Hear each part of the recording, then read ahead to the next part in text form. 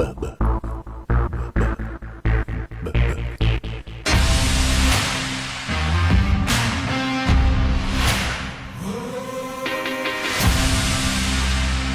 it, everyone? Welcome back. This is the Mac Coast to Coast Show. Don't forget to hit that like button and subscribe so you know when we go live. Here's your host, Brian McLemara. Hey babies, it's another glorious day in the world of Macs. I'm your host with the Macs, B-Max. I'm here out of DC, and I'm here with my fabulous co-hosts, with Razzle. What's up, everybody? You know, I'm down here in the FLA. You know how we do. And T-Mac. Aloha, everybody. Welcome to the show. I'm straight out of Hawaii, and I'm thankful for all you guys' love and support so far. Enjoy the show. So, hey, guys, it's been another crazy week. How's it been going with you guys? Everything's good, man. I mean, the COVID thing's still going on. We're waiting for people to come to Hawaii again. It opened up like 2 weeks ago. We got people coming out, but it's not like it used to be. So we're hoping that things start getting better. Yeah, I know what you mean. Out here in D.C., we just actually had a rally with the MAGA Million March and a whole bunch of craziness going on. You got people protesting, not wearing masks. I heard about that. Yeah, and you know, the governor in Virginia just passed a law that says all alcohol sales got to be closed out at 10 o'clock at night. And Damn. They just, right? All the alcoholics are pissed. I mean, I'm pissed. Well, you better stock up your basement. I'm ready, dude. So everything's good here, man. I went out on the boat yesterday with my mom and her new boyfriend, and we cruised around, and it was a beautiful day, about 80 degrees and sunny. Awesome. Well, you know, I'm going to take this moment to go ahead and give a shout out to our sponsors. Brotherhood 808, where your friends are your chosen family. And are you ready to brand your business so you can keep the lights on? You better give the guys at Brand Ready Media a call. They can help you out. And thanks again to our sponsors. That was fantastic. Today's guest is Cocoa Beach legend and East Coast surfing Hall of Famer and all-around awesome guy and longtime friend of Raz and T-Mac, Sean Slater. Sean, welcome to the show. All right. Yeah, brother. Yes, sir. Yes, sir. What's up, Sean? I'm trying to subscribe. There he is. There he is. I was trying to What's subscribe. happening? What's Yeah, happening, brother? Just hanging out. Great. Good to have you on the show, man. How's it been going? Yeah, thank you. It's been going good. I just got off of work, so I'm a little frazzled right now. Razzle. Razzle. I know the feeling. Doing the captain thing? Yeah, I was working on the Victory Casino boat today. Awesome. You know, doing stuff like repairing ducts. Like we're since COVID, we sail from. I'll tell you what I do later, I guess, on the boat. But we sail from Wednesday to Sunday, and then Monday, Tuesday's like maintenance day. It's lovely. Awesome. Everybody's got to love maintenance day. I have a day like that. Do they have to scrape the barnacles off the bottom of it? Because I have to do that to myself. Well, I can't wait to do that because then there's a bunch of fish below the boat. Well, when you get our age, we start getting barnacles.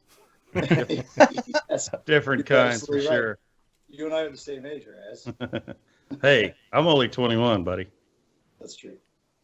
So, hey, man, I guess we can get into asking you a little bit of questions and trying to get a history of, you growing up in Cocoa Beach. You know, you guys were big name in Cocoa Beach on the tour. I mean, contests and everything. When we moved over to Polk County, we were like, from Polk County, we were, we were just fascinated because we were new surfers and we were, basically we used to call ourselves sun hogs. We'd sit on the beach and get all tan and posers, I guess you'd call it, but, and we'd see you guys out there, we were like, damn, those guys are ripping, but Anyway, why don't you tell me a little bit about growing up in Cocoa Beach and how you guys got into surfing and all that? Well, now I'm a poser because I do the same thing as you were doing right now. I think we've kind of switched. Anyway, Switch roles. yeah. Well, I mean, we were so in the '70s. This place was crazy. It was pretty cool. It was. I mean, the dog, my German Shepherd, ran around everywhere. We'd swim in the, we'd swim in the river with manatees all the time, and we'd hold on to them. And I mean, there'd be alligator under my friend's dock, and then if the waves were crappy, but we literally started surfing so young that we didn't realize it was a career. We didn't realize it was a actual sport. We're just like, we're surfing. Our parents are making us surf, So we're at the beach every day, and I have a picture of me standing up for the first time. I don't even know where the picture is. I gotta find it, but it's really funny. My dad made a board inside our garage, carport. There used to be carports, no garages. Yeah. Remember those days. Carport, the storage area was for our shrimp traps and all our fishing gear. But he made me a board. It looked like a turtle shell, pretty much. But he finished it. It was blue. It was like a blue turtle shell with a cutoff fin that everyone used to call a skag, and it had a hole in the in the back of the skag and he gave me my first leash. It was one of those bungee cord leashes, where they stretch out and they come back and they just break you in the nose. You just got to duck, Kind of like a boogie board leash. Well, that was I was 5 years old. So that was before leash plugs, That was the old days. Yeah. That was 46 years ago. Yeah. So, Wow. We didn't know that we were going to be surfing, but it was so fun when we were kids, man. It was great. We all did it as a team. I think that's why, the success came after. 1977, 78 was our first surf contest with David Spear, Todd Holland. These guys were trying to get us into the surf contest. So ESA had a contest. The waves were like 1 foot. And I don't know, it was like 20 degrees out. It was like the coldest day of the year. We didn't have any wetsuits except for Todd Holland had a short sleeve, short john, whatever. And he's like, come on, we're running it. And we're like, we're running it. It's 20 degrees and the waves are like 1 foot and all the way. I'm going to punch you in the eyeball, you little stupid mini hoonies. So they ended up canceling it, And so our first event was the Slater Surf Contest in '78. That's pretty cool. How did you guys progress enough? I know you guys were both riding for Keckley, Matt Keckley surfboards there for a while. And, how did you go from riding the Blue Turtle to, getting sponsored? How was that all about? Or how was that? My first board was a Slater surfboard. It was a Kevlar board. And you might have seen the shot of Kelly. He's, I should have told you before, but there's a shot of Kelly with a board with Jaws coming up it. It was after Jaws came out. Oh, yeah, I've seen that picture. So Kelly's got the Jaws, and I decided to get a waterfall on mine. So that's probably why you didn't see it. And I decided to get Kevlar. It's a very heavy board. The Salix made it, and that was my first hardboard. That was my first custom surfboard my dad bought for Kelly and I. And you do see a picture of Kelly and the Salix. I don't think I got a picture. I don't even know where the board went. I think it got stolen. But it was a 5.6, I remember, and I was probably like 3.8, Yeah, the Salix still do the Kidney Foundation and everything down in Cocoa Beach every year. Oh yeah, which is a real popular thing. Well, Rich, so they used to do the Salix Surf Contest, but Rich passed away a couple years ago, and they do the Kidney Foundation fundraiser because Rich had a kidney that failed when we were younger, and his brother Phil gave him a kidney, twin brother, and he it failed later, and then he got another kidney and another kidney and another kidney, and eventually I think he died of cancer a few years ago. I'm not totally, some complications to a lot of things that were going on, but Phil Salik's still around, and Rich's son Phil, named after his brother, obviously. Mm-hmm. Those guys got us into it. They made our boards, and they were really, they were great, man. We're all a family, and I'm excited about it. Keckley too. Keck, that's how we met Keck. Yeah, I was kind of wondering, like, who was you guys' influences? Who got you really? I mean, I know your dad was into surfing, and like, I wanted to know, like, who you looked up to when you were growing up, and all you guys, like, who was the main guy? It was pretty funny because I used to look up to this guy that looked like a giant. He was a big old guy, and I used to think he was an Indian, honestly. And he used to go surfing at Islander Hut in Cocoa Beach, and he wasn't that great a surfer probably, but I liked his style, and I would always be like, that guy's my favorite surfer, And I was like 7 years old. Like, that's my favorite surfer right there. What kind of board was he riding? Was he riding like an up-to-date board, or was he on like an old school? Or you don't know? No, I didn't get. Who knows? I mean, garage board, whatever. Right. He was just a dude. I never even knew who he was, but he's just some guy. But as I went, Tom Carroll was my favorite surfer, and he's my friend now. And but surfboards. I knew what I liked, but I didn't know the concept of surfboards. And there's a photo you guys have, I think, of the Katri surf team, and this is back in that day. Okay, so this photo right here. So every Sunday all the kids would go down. We were obviously kids, but we would go down to Dick Katri Shag Surf Shop, and we'd have a team workout, and Todd Holland. So there's starting from our right. That's Troy Proper, who is Gary Proper's nephew. Gary Proper passed away last year. He's a legend surfer. Yeah. Sean O'Hare, he's now at Sunset Co-op.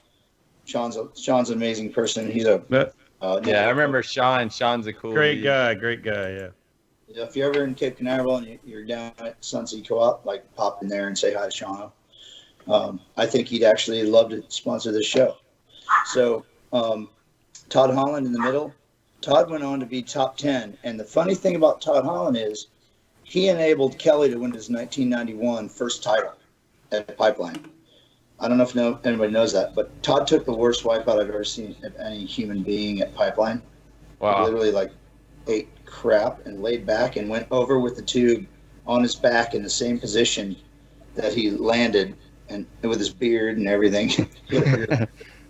And he went all the way out in the flats on a 10 or 12 foot, 10 foot solid pipeline wave in the middle of a heat, and just hurt his knee. But he went out in the next heat and he beat Tom Carroll, and that enabled Kelly to win the title. Oh, wow. I didn't know that. That's a great story. And I'm pretty sure that's what I believe, and I hope that's not debunked, because I pretty much think that's what happened. And then there was it was a heavy heat. That was when Kelly went from a little kid to the big leagues. I mean, Kelly dropped in on a 10-foot wave, and it was a closeout, and there was a lot of sand. I specifically remember there's a lot of sand in the barrel. That gums, right? Gums, over there. You know how it closes out when the sand's in there? Yeah, that little inside. It was almost fell, and then he ate shit, and I was like, oh, lordy. And were you with him when that contest was? Did you come out? I pretty much was with him at every contest since I was a little kid till I was about, who knows. And a lot of the important ones when we were in our 20s and 30s, and I'd always show up, and he'd always want me there. That's sick. It wasn't until later that things just separated, and I was bummed about it, but you grow apart, so that's what happened. Right on. Well, hey, talking about Hawaii, man, maybe you got some good stories when you guys were growing up at Jerry Lopez's house right there on Pipe, perfect view of Pipeline. And I know when you were involved with Volcom and all that, you had some pretty wild dudes you were friends with. So you got any good stories about that? Well, so our first trip to Hawaii, Kelly and I were terrified. Well, let's see. I don't know if our first trip to Hawaii was Makaha or not. I think our first trip to Hawaii was with Keckley when I was 12, and I think Kelly was 9. And we stayed at Mark Fu's house.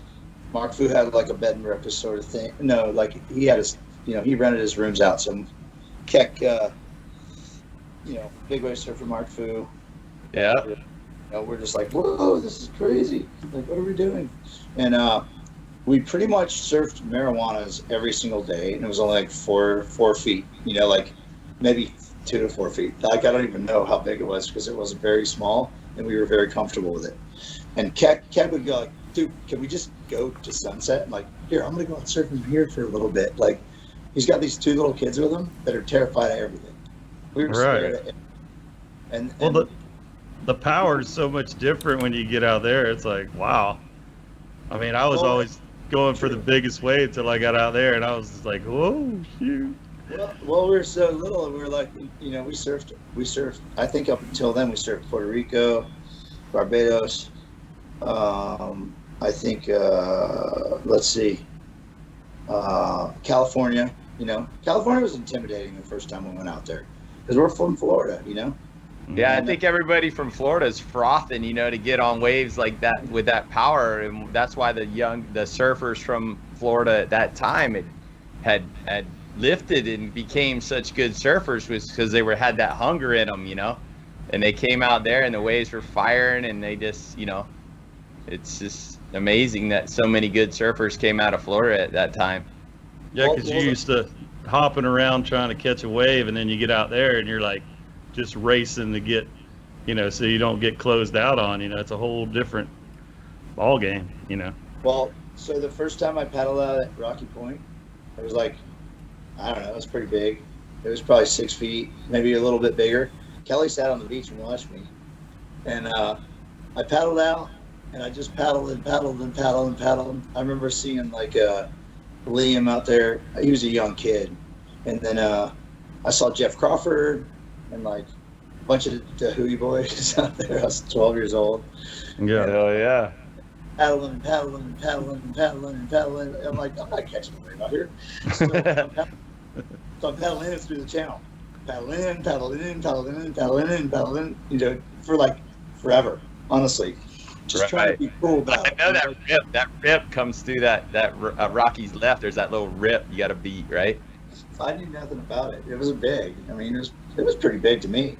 I was 12. Yeah. And but I paddled out and I paddled in. But it took me forever to paddle in. And Kelly's like, how was it? I'm like, what do you mean how was it? Like, seriously? Like, it was I barely made it out. It was terrible. At least it went out, And, the first experience with Jerry Lopez, Kelly and I are sitting under the tree in front of his house, and Jerry went out surfing, and he passed by us, and I'm like, whoa, it's Jerry. And Jerry's like, what's up, guys? And we're like, hello. He's like, cool, right on.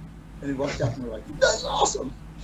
So, I mean, I still appreciate things like that. I don't know if the world appreciates it like we used to, because respect is different now. It's like the spankings are gone and discipline and all that shit. So the world's just a different place. And it is. If I was out of line, I'd get a sand swirly in like 2 seconds. Definitely. Or crispy Fuji's, they start hurting my eyebrows or my hair, which I don't have. Yeah, because when you're a haolie in Hawaii, you got to earn their respect. You know what I mean? Well, I loved Hawaii, and I gained respect for it, and it was so fun, man. People are so great out there. They really are. Like the actual, when you get into the thick of it, people are so great, and they teach you a lot, and they teach you respect, and it's not all that rhetoric, people yelling and all that craziness.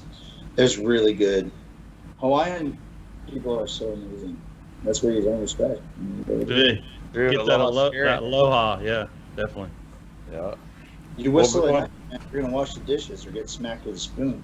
I'm just telling you. Yeah, well, not to change the subject, but I remember back in the day when I used to go to Orlando, and I looked forward to it, the expos, and I remember like you worked for Volcom, and I would go and I'd be all excited, like, shit, I'm going to the expo today, dude. I wanted to work there, but I never had the connects. Yeah. But I remember going, and a couple times I'd go and I'd see the Volcom booth, and I'd look, and hey, there's Sean, dude. And then you guys had like a Mexican theme and shit, like you had your flask on your hip, and I just want to hear some stories about it, man, working for Volcom and the expo and everything. Well, back in those times, like, everyone was like, Volcom wasn't afraid to, after Quicksilver, like most of most of the Volcom employees were all ex-Quicksilver people, including me. I was a rider for Quicksilver, and Volcom, Wooly used to run the team or do the marketing, and he started his own stuff up, and it was Volcom. And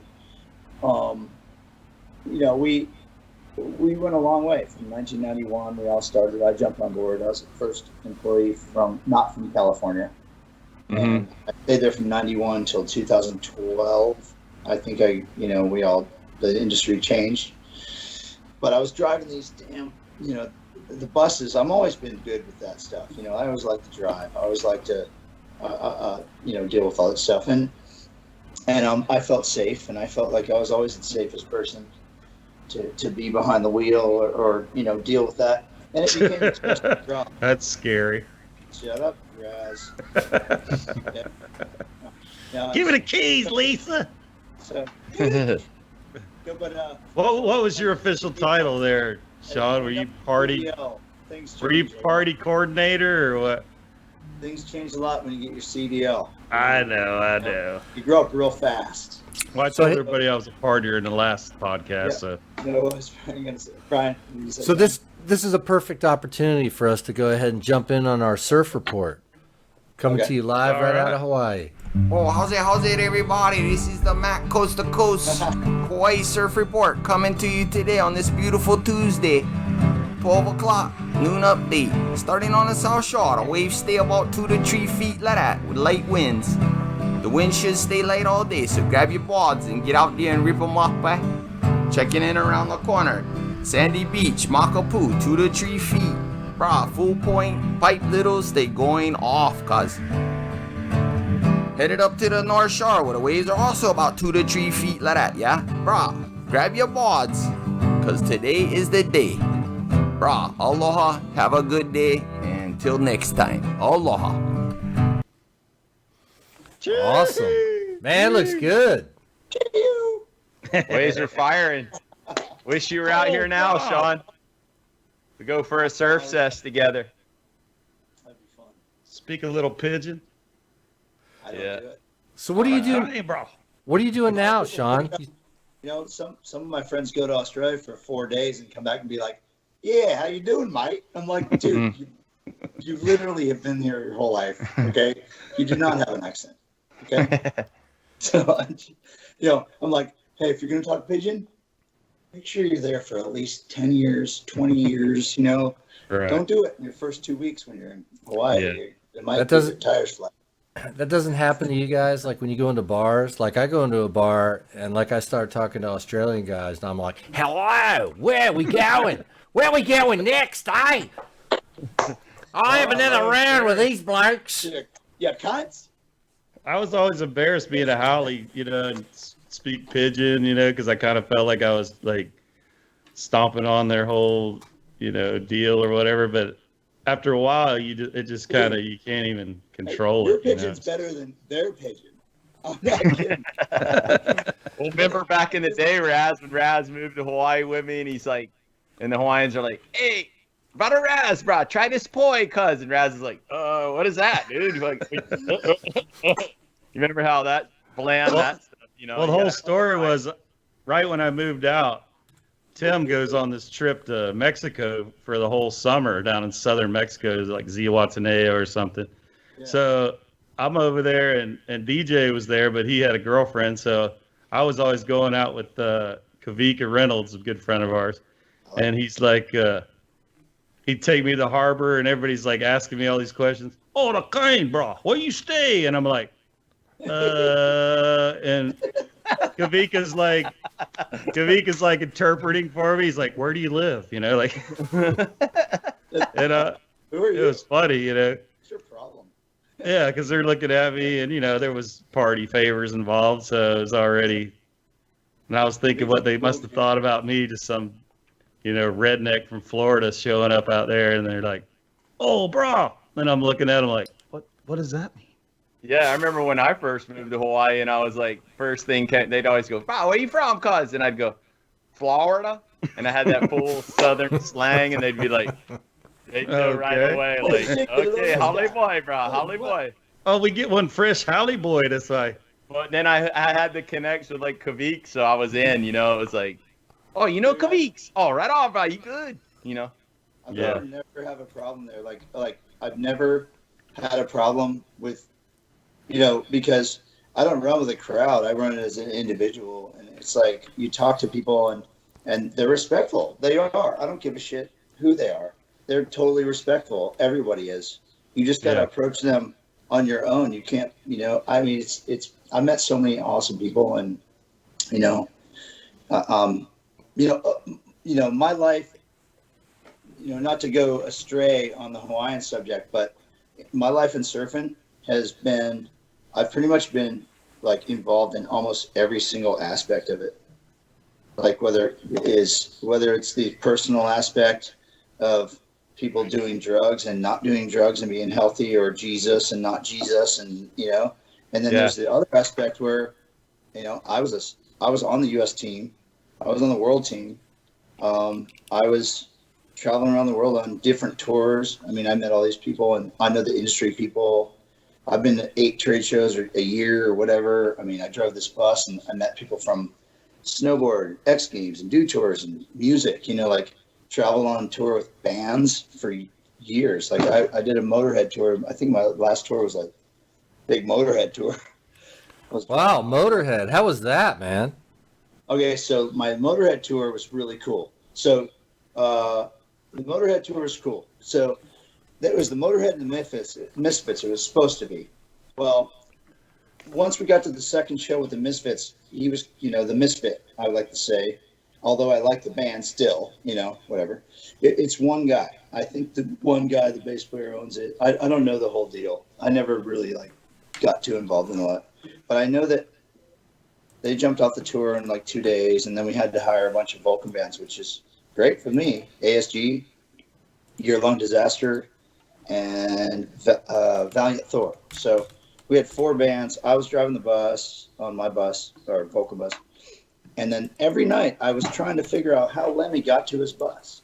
I literally was trying to figure it out because there'd be groupies when we got there. And I mean, I don't care where you were, Kansas City.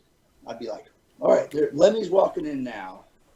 So how the hell does he get to his bus at the end of the night? Because you never see him go to his bus. I'm not kidding.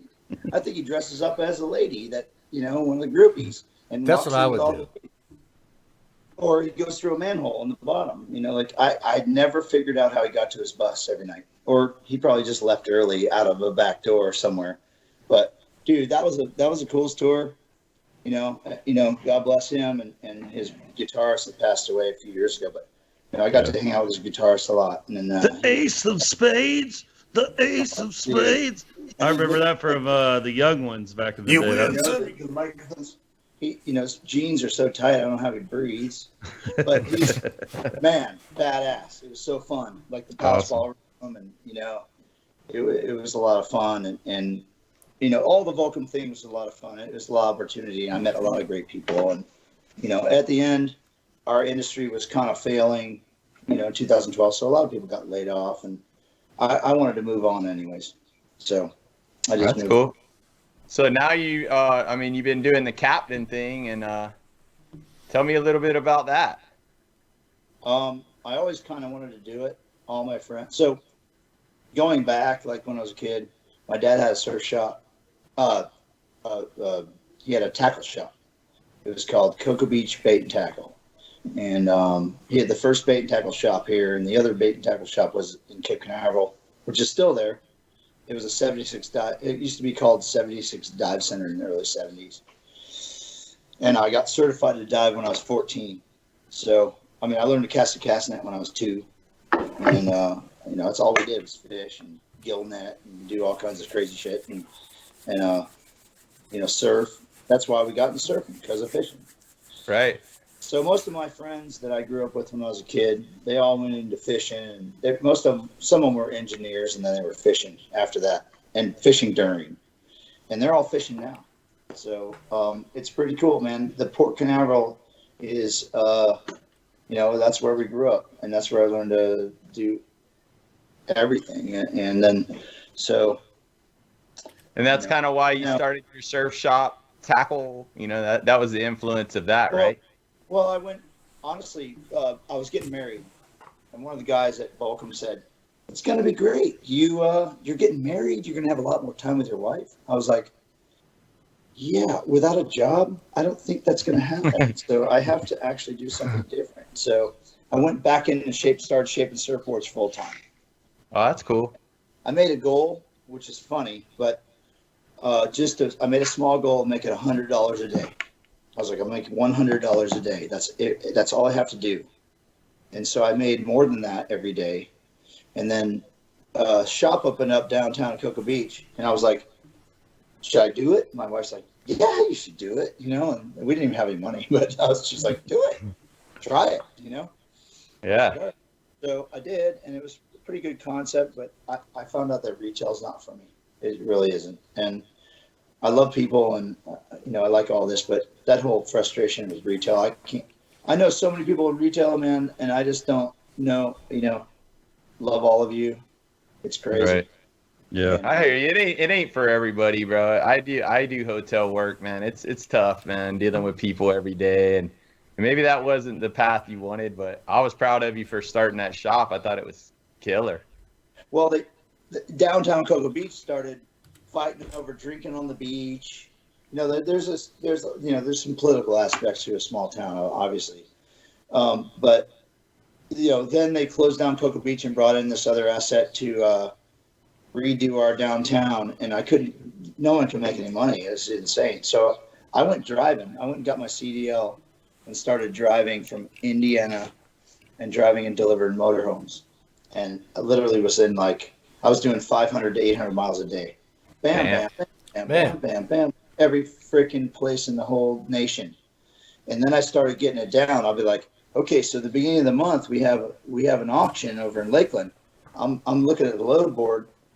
Hey, I know I can pick up a motorhome here, go to Illinois or Tennessee, and then go over to Red Bay, Alabama, and then go up to Indiana, and then take one all the way over to freaking Washington. I mean, I literally run down to Phoenix and then back up to Indiana and then down. I mean, it's totally insane life, dude. I'm telling you. But wow, to make a mile, you just gotta I just did what I had to do, and then I paid for my shop and got out of the lease. Raz knows all about that travel life. That boy on the tour back in the. Well, Sean and I were both on the road about the same time. We'd call each other and talk to each other for hours, while we're driving. I did mobile marketing tours for 6 years, so I worked for Microsoft, and I drove the Planters Peanut around and everything. Peanut boy. Yeah, dude, you were right. We were doing the same thing, but we were just in different businesses. But we'd call each other, and it was just comforting to have a friend. When you're on the road, it's tough, and it had to be tough on your marriage. Which April's a great person, and I'm blessed. You're blessed to have her, but I'm blessed that you guys are together because I know it's helped you through a lot. But it has, and talking about being gone, I was gone 150 days last year in Alaska on a fishing boat. So she was like, "Hey, you're gone still? Right on." She works more than me. I'm not kidding. She's like, I'm working 150 days in Alaska, and she's working harder than me here. Honestly, man, this whole surfing thing, I've seen most angles of the surfing industry, almost all of it. And I've been a coach for people that I surf against who are like Peter Mel and, Dino. I was a coach in Portugal for the world team. And that's awesome. And I was I surfed a ton of stuff, and, I was getting seconds and thirds, and I was always in the top, just to, bring the elephant out of the room. If Kelly wasn't my brother, I definitely wouldn't be behind the scenes, at the time. So I kind of had to get out of it. I really did. So I went and did marketing for Volcom for 21 years and started shaping surfboards. I mean, I'm a survivor, and it's pretty fun. I've learned a lot. Kind of proud of where I am. I just wish I had more money. Yeah, I'm proud of you, dude. And I can tell you from back in the day when I was, like I said, I idolized you dudes, bro. You guys were, I was a beginner surfer, and I looked up to you guys, and I was kind of wondering, when did you realize Kelly was as good as he was? he, we all knew it. I mean, but there was that gap. So there's like these age gaps. So it's Todd Hall and me, which are the same age, sort of. But Todd turns, I'm 51. So Todd turns 51 on December 11th. I turned 51 on January 4th. So if he wins the junior title, he gets to surf as a junior with Kelly. So Todd always surfed in all the contests. We both make the team, but Todd would make it as a junior. I'd make it as a men's. In Puerto Rico, here I am at 14 years old. I'm age group junior. I'm surfing against in big waves. For my age. Let's see. I forget their names. Alberto Licha, and then this guy Charlie Crabb, and then another guy. I surfed against these three guys. They were like the dudes at Hobos in Puerto Rico, and they're big guys. And here's this little kid surfing against them in the finals. It's so funny. That's awesome.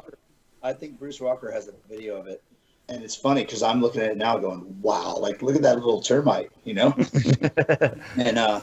it's in stormy Hobos, But I had to surf on the men's team so many times, and Kelly and Todd Holland were the juniors, always. Mm-hmm. It was weird. I'm just a little kid. I'm like, I got to surf with the men's. So I had to try harder, and, it just got exhausting. I mean, there's pictures like, there's still pictures of like, I saw one last month. It's like, there's a picture of a whole group of friends of ours, and someone posted up, and I'm right on the edge of it, and you can only see the corner of my eye. I'm like, dude, I'm in this picture, but you cut me off because you're all around Kelly, and Kelly doesn't understand that shit because he doesn't notice it and he doesn't see it. And I never bark about it. I almost never talk about it, but, I wanted you guys to know it's something that exists. And now I'm not in the surfing industry making direct money. I can give a shit. I'll tell you whatever you want to hear. Right. Well, I know Kelly was always had this super focus. He'd come to our party and he'd be standing in the corner. Everybody's getting drunk, and I'm like, Kelly, have a drink, loosen up. And he's all, nah, I'm okay. Yeah, and I was like, well, why'd you even come to the party? So he was always telling me I was a bad influence on you, and I'm like, oh, okay. Yeah, I'm the bad one, whatever. There's something you may not know, Kelly. Yeah, you might not. You might not know that your brother's waiting for me to get off at Coconuts so we can do shots. Yeah. Right. We went through the normal kid thing. Kelly didn't. He's got a little Arrested Development. And listen, I'm not bashing him. I just think I'm really proud of him. Yeah. And, the fact that he stuck to his focus, and Kelly's like giving everyone shit because he literally stuck to his focus. He was able to do his goals, every single goal he's ever had, probably except for flying an airplane. Right. And he's literally stuck to everything. And now at an older age, he's probably going to be living his childhood, like literally. Right. Yeah, because he hasn't had a chance to ever cut loose, Well, he's watched his friends do it. And he's watched his friends ball and do this and do that, and never understood it, I don't think. And I'm super proud of him for sticking to it. And I hope I helped him do that by making a bad example at certain times. Yeah, I'm proud of him too, man. And he's been my idol from back in the day and still is. And I have to tell you this story. I was at Rocky Point one day, and I'm paddling back out, and I see this ball-headed dude just coming around the corner, just nailing it. And I'm like, who the hell is that? And I thought he was just going to be like, who are you, dude? Because he ain't seen me in, I don't know, 15, 20 years. Right. And I'm like, Kelly, what's up, brother? He's like, hey. And I'm like, I'm Raz's brother. He's like, what? And all the pros are, of course, out there surfing, and they're trying to hang with Kelly. They're all like, and he comes paddling up to me and sits right with me and just raps with me for like the whole sesh, And I was like, it was just great to get to hang with that time. For me, it was a really big time of my life in my surfing career, to where I was, I've always looked up to him. So it was a really cool time in my life. Yeah, man, I'm super proud of him. He's done a great job, and there's times, sure, I don't know if it could be jealousy, but sometimes it's like man, like if I had what he has, like I'd do this, but I'm not him, and he does what he wants with what he has, and that's fine. It's like whatever. You can disagree or not agree or whatever, but I'm proud of Kelly. Oh, Yeah, okay. well, there's a lot of pressure to, be successful and become the person that you're supposed to become, and I never even had that person in my life like a movie star. Your brother's like a surfing, icon, I guess you'd call it, and the goat. just to live in that shadow and become the guy you are. I'm proud of you, man. And Yeah. Thank you. Yeah, I am You're, too, Sean, bro. I'm stoked to have you on the show. I'm glad that you came and visited us today, and I want to thank all of our viewers for coming by and spending the time with us, and it's awesome to catch up with you. Well, I work on so right now I'm working on Victory Cruise Lines in Cape Canaveral. I'm part of the Marine crew. I'm going to be getting my 200-ton captain's license soon. I did after all that shit, like I got inducted in the Hall of Fame in 2012. And Yeah, let's talk about that, man. That was awesome. That was pretty cool. I think that was my climax of my surfing. life in surfing, and pretty much, That's nothing to sneeze at, man. You're in the Hall of Fame, dude. Right. Yeah, that is, man. You can hold your head up high with that, man. I think they got a bag. I think my picture's up at the local Walmart, like up on the bulletin board, like watch out for this dude. But that's about as close as I got. Well, I know Tim and I are on some plaques, Employee of the Year.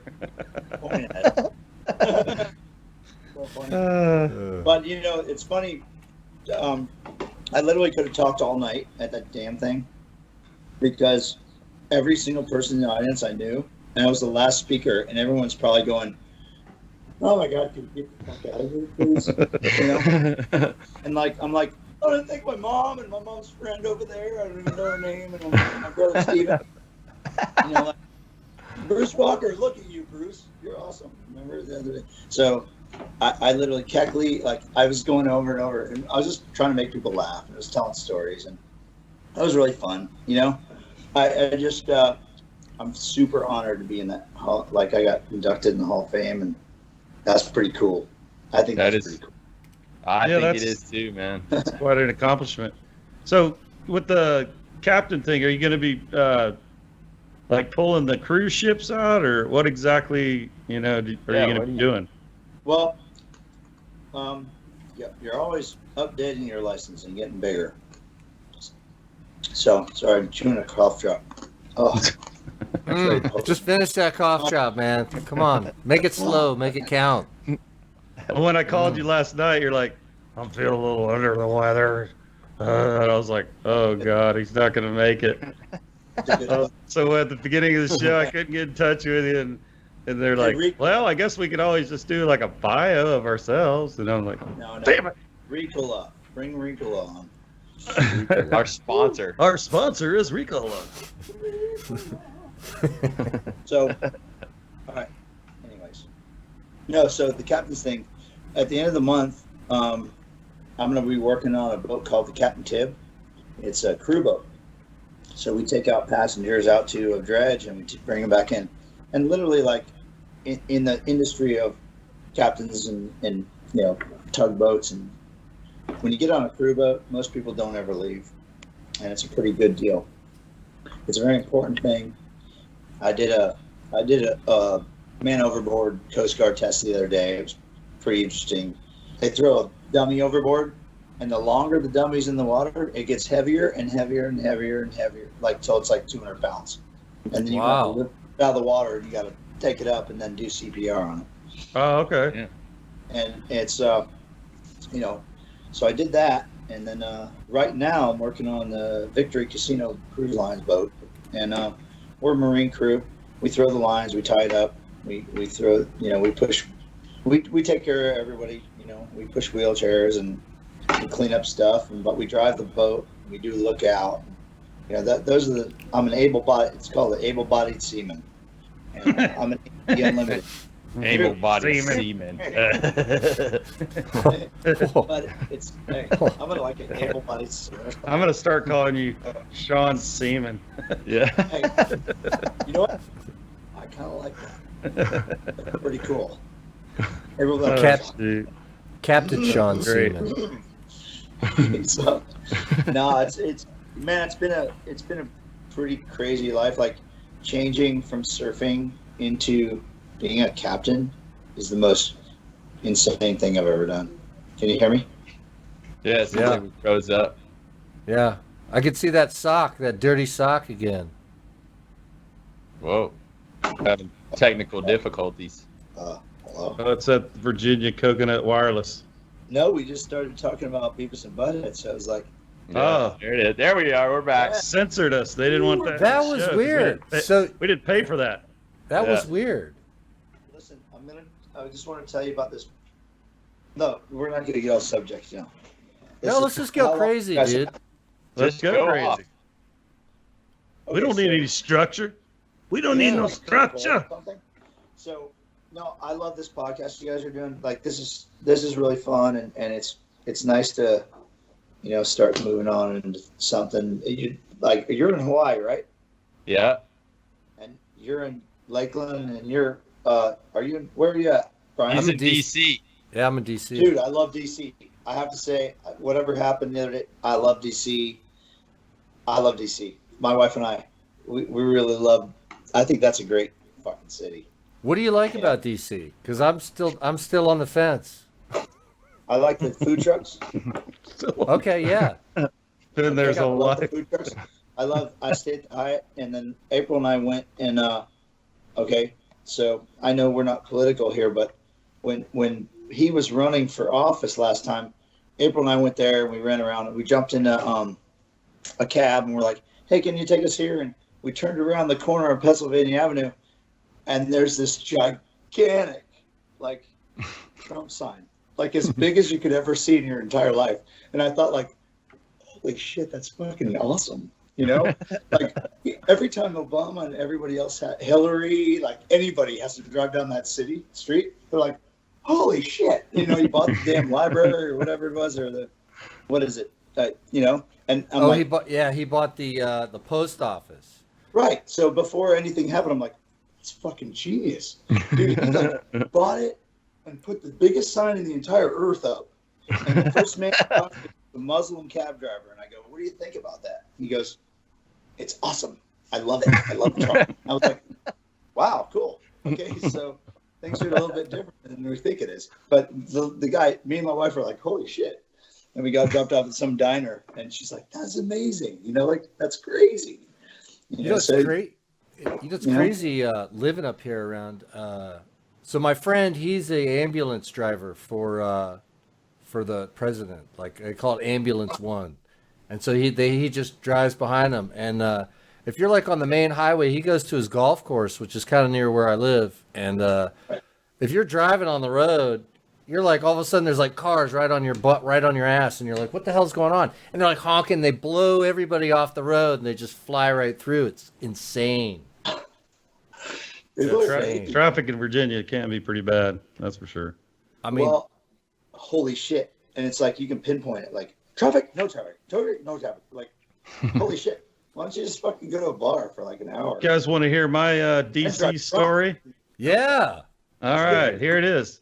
I was working for ABC television for the soap operas. It was the Fun in the Sun tour. So I would drive to each city. I would set up the event. I would, run the event. Then I would break it down. And then I'd drive to the next city in this box truck. Well, we went down to Georgetown. We were staying at the Biltmore. Well, I pull up in this box truck and they're like, well, there's no really park, but the school down there, you could park behind there. So I'm like, okay. So I go down there and park behind there. And then the morning I got to go get x-rayed and everything because we're going to be on Pennsylvania Avenue doing this promotion. I had to go get x-rayed, the whole truck and everything. So I go to get the truck and there's a gate across the exit. And I can't get out, so I drove like across this big pasture. I drove across this pasture, got on the bike trail, jumped the curb and got out and got x-rayed. So then we did the event. We went home or back to the hotel and free drinks. We had all the soap opera people, and they were, just setting us up royally. So next morning I wake up super hungover, and I go get in the truck, and I notice this helicopter fly by, and I'm like, oh, okay, whatever. So I get in the truck, and I did the same thing. I went down the bike trail. I jumped the curb, and I'm driving to Nashville. So I'm driving down Pennsylvania Avenue towards the White House. The story's almost over. Sorry, it's taking so long. It's all good. And all of a sudden, I see these two cop cars come sliding sideways like in the movies right at the red light. They're like, like right in front of me, and they jump out, and they're like, get out of the van. And I'm like, I'm looking at them. I'm like, I'm in a regular box truck. I'm looking at them, and I'm like, who are they talking to? And they start pointing at me. You in the truck, get out. So I'm like, what? So I jump out of the truck, and they throw me up against the side of the truck. And they're like, what were you doing behind that school? And I was like, concierge at the Biltmore told me to park there. And they're like, they would never do that. And I'm like, yes, sir. I got the lady's card in my wallet if you let me grab it, And they're like, well, what's in this truck? And I'm like, well, there's inflatable furniture, a snow cone machine, a popcorn machine. And they're looking at me like, yeah, whatever, buddy. So I unlock it, I open it up, and they go, oh, look, there's popcorn machines and inflatable furniture. And I'm like, my butt was puckered till I got halfway to Nashville. I was so freaked out, It was like something in a movie. But that's my big DC experience, so yeah. That's a trip, dude. DC's like, we just went to all the, everything we could see. And we paid some guy like $160 to just drive us around a one of those rickshaws or whatever they call it. Bike things. Did you guys see the Exorcist stairs? No. Dude, you gotta see the Exorcist stairs, man. They're in Georgetown. Oh, that's where they filmed the movie? Yeah, they filmed the movie. The last scene with the Exorcist stairs where the guy falls down the stairs, those are right in Georgetown. That's one of my favorite movies, actually. That was the voice you did last week, right? The power of Christ compels you. Power of Christ compels you.